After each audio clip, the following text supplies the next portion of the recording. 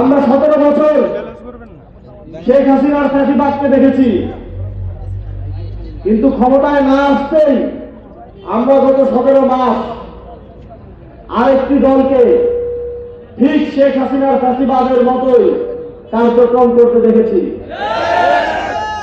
আমরা দেখেছি তারা কিভাবে তার দোকান থেকে শুরু করে রাষ্ট্রের সর্বোচ্চ পর্যায় পর্যন্ত প্রত্যেকটি ক্ষেত্রে চাঁদাবাজি করেছে। আমরা দেখেছি তারা কিভাবে মানুষের হক মেরে খেয়েছে, তারা কিভাবে বাংলাদেশের মেহনতি মানুষকে পদে পদে অত্যাচার অনাচারের মধ্য দিয়ে গিয়েছে। তারা যদি ক্ষমতা পায় তাহলে তারা কি করতে পারে, এটাই 17 মাসে তারা আমাদেরকে দেখিয়ে দিয়েছে। বিদেশ থেকে দেশে রেমিটেন্সের টাকা আসে নিরাপদে, তাই আজই আপনার আপনজনকে বলে রাখুন রেমিটেন্সের টাকা যেন শুধু নগদেই পাঠায়।